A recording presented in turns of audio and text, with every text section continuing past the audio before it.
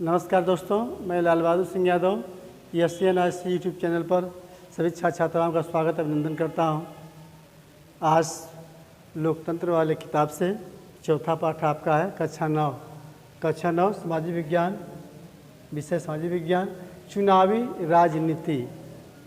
चुनावी राजनीति आप बार बार चुनाव को देखते आ रहे हैं। आज जो वर्तमान में जो बच्चे आज शिक्षा जगत में हैं, वे निश्चित रूप से चुनाव के बारे में प्रचार प्रसार, पोस्टर, बैनर, है ना, पार्टी, सारी चीज़ के बारे में जानते हैं। कौन किस पार्टी का लीडर है, कौन मुखिया है, कौन कौन सी पार्टियां हमारे देश में चल रही हैं। चुनाव क्यों, सवाल यहाँ उठता है, चुनाव क्यों? आज की सरकार में चुनाव, आपकी किताब में चुनाव राजनीति में एक भाग दिया है हरियाणा का। हरियाणा का चुनाव जो है चल रहा है। इस चुनाव में हरियाणा चुनाव में यह देवीलाल, देखिए इस पाठ में चुनाव क्यों की बात है और इस चुनाव क्यों को समझाया गया। हरियाणा के विधानसभा चुनाव, ठीक ना, 1987 में हरियाणा के विधानसभा चुनाव की शरद गर्मी चल रही है।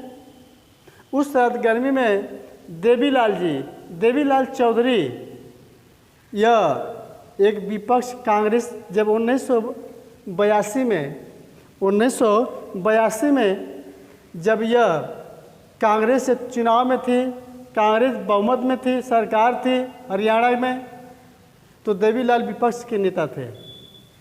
देवीलाल विपक्ष के नेता थे और उन्होंने ही अब 1987 में यह जो है हरियाणा के विधानसभा चुनाव में वह मैदान में है। वह डेली 9-10 रैलियाँ कर रहे हैं। लगभग 24 महीने से वह 76 वर्ष की अवस्था में इस समय देवीलाल चौधरी जी हैं। हम बता रहे हैं चुनाव क्या होता है, चुनाव क्यों करते हैं। लोकतंत्र भी चुनाव होता है और बिना लोकतंत्र में भी चुनाव होता है। जैसे हम किसी पार्टी का गठन करते हैं या कोई संगठन बनाते हैं, उसमें भी हम चुनाव करते हैं। किसी को राजस्व मंत्री बनाते हैं, किसी को वित्त मंत्री बनाते हैं, किसी को अध्यक्ष बनाते हैं। उस कार्य प्रणाली को हम बांट देते हैं। जब कार्य प्रणाली को हम बांटते हैं तो बांटने का मतलब यह है, इस चुनाव प्रक्रिया में देवीलाल चौधरी जी जो है 76 वर्ष की अवस्था में है। 76 वर्ष का मतलब कि वृद्ध हो गए हैं, नौजवान नहीं हैं। और लेकिन क्षमता देखिए, वह 24 महीने लगातार जो है चुनाव प्रसार कर रहे हैं और डेली बेस पर जो है वह 9-10 सभाएं करते हैं। इसी तरह से हरियाणा की एक सभा करनाल में जो है एक हरियाणा में सभा हो रही है।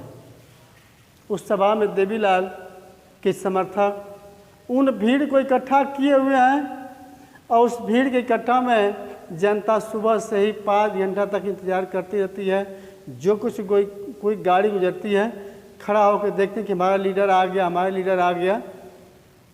इस तरीके से सुबह 8 बजे से लेकर के रात 11 बजे तक देवीलाल चौधरी जी जो है वह प्रचार प्रसार करते हैं, रैलियां करते हैं।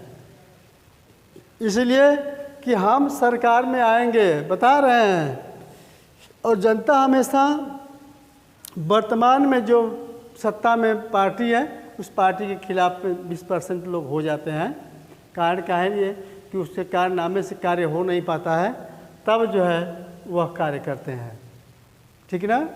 इस तरह से देवीलाल चौधरी जी ने यह घोषणा कर दिया कि यदि हमारी पार्टी या मैं यदि सरकार में जब मैं आऊँगा तो निश्चित रूप से किसानों, मजदूरों और छोटे छोटे व्यवसायियों का जो कर्ज है माफ़ कर देंगे।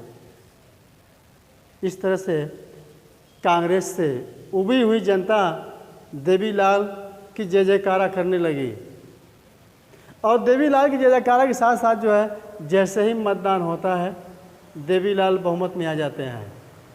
90 सीट में से 76 सीट जो है वह देवीलाल का गठबंधन लेता है।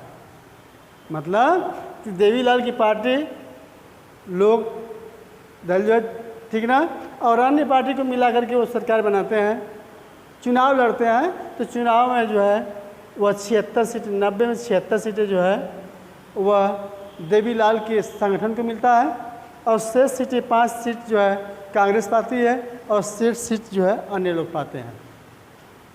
इस तरीके से जो चुनाव जब होता है तो परिणाम आता है। परिणाम में 76 सीट में 60 सीट जो देवीलाल की स्वयं की पार्टी ने जीता था चुनाव।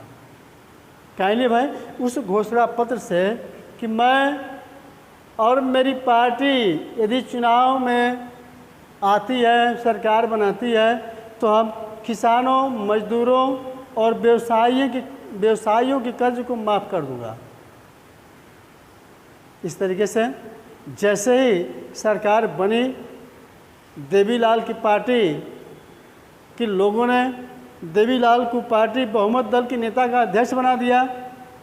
इस तरीके से राज्यपाल ने सरकार बनाने की घोषणा की और देवीलाल मुख्यमंत्री बन गए हरियाणा के। जब बनते हैं मुख्यमंत्री तो तत्काल ही वह जो है छोटे किसानों, मजदूरों, व्यवसायियों के कर्ज को माफ़ कर देते हैं। जब कर्ज को माफ़ कर देते हैं तो उसके बाद अगले चुनाव में जो है वह पुनः फिर जो है वापस नहीं आते हैं, फिर जो है कांग्रेस आ जाती है। तो चुनाव का मतलब होता है अपने घोषणा पत्र। चुनाव इसलिए होता है कि अच्छे से अच्छे, बुरे से बुरे, यदि हम चुनाव के दौरान हम यह नहीं भाप पाएंगे कि ये खराब मंत्री है, खराब मुख्यमंत्री बैठ गया है, तो कैसे हटाया जाएगा। तो जनता खुद इसका निर्णय लेती है और जनता चुनाव करके जो उसको हटा देती है। यह चुनाव की परिभाषा है कि चुनाव किसे कहेंगे। चुनाव उसे कहेंगे कि चुनाव जब किसी पद पर उस ढंग का मुख्यमंत्री बैठ गया है या मंत्री बैठा हुआ है जो कि इस शासन व्यवस्था को सही तरीके से चला नहीं पाता है, वह शासन के हिसाब से अधिक मात्रा में वो खराब है। हाँ, जनता जो है उससे नाखुश है, तो वह अगले चुनाव में चुनाव इसीलिए कहता है कि उसको हटाया जा सके। यदि चुनाव नहीं करना होता तो वह बुरी से बुरी व्यवस्था जो है वह हमेशा हमेशा के लिए होती, और जनता का जो है वहाँ पर क्या होता, उसके न्याय का हनन होता। ठीक ना। चुनाव उसे इसलिए प्रयोग किया गया, चुनाव किया गया कि चुनाव के दौरान जब कोई सत्ता पर खराब व्यक्ति बैठ गया हो, जो शासन को सही तरीके से नहीं चला पा रहा हो, तो उसको हटाने के लिए जनता यदि जानती है कि वह शोषण कर रहा है, वह कानून को बिगाड़ रहा है, तो निश्चित रूप से वह चुनाव के माध्यम से उसको हटा देगी, अर्थात उसको वोट नहीं देगी, उसके विपक्ष में वोट कर देगी। इस तरीके से वह जो है चुनाव जो है से वह मंत्री, वह शासन हट जाएगा और नया मुख्यमंत्री, नया शासन जो है आ जाएगा।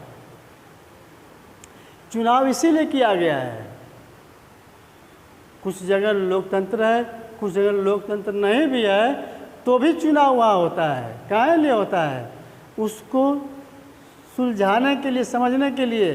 चुनाव वहीं नहीं हो सकता है जहाँ की पंचायत के माध्यम से बैठ करके किसी मसले का हल निकाला जाता हो। ठीक है ना। किसी मसले का हल निकाला जाता हो, वहाँ पर चुनाव संभव नहीं है। नहीं रहेगा तो काम चल जाएगा।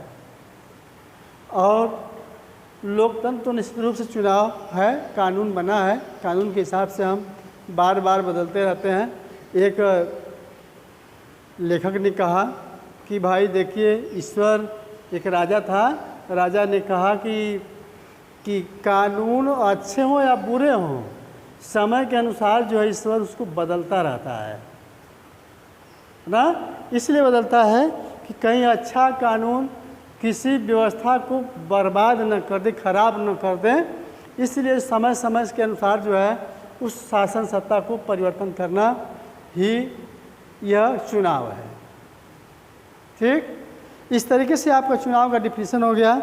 और हरियाणा में मैंने देवीलाल के बारे में बता दिया कि 87 में देखिए, इसमें हमने पहले ही बताया था कि वयस्क मताधिकार ही लोकतंत्र का सबसे बड़ा भाग है ना। उसी में ये कानून है चुनाव में कि वयस्क मताधिकार के मत से पढ़ने वाले मत का जो बाहुल्य मत प्राप्त होता है वही जो है चुनाव होता है। चुनाव किसके किस लिए किया जाता है? चुनाव सरकार के लिए किया जाता है, चुनाव जो है कानून बनाने के लिए किया जाता है। जैसे भारत में संविधान सभा का जब चुनाव करना था, संविधान बनाना था, तो संविधान सभा का चुनाव किया गया। ठीक है ना।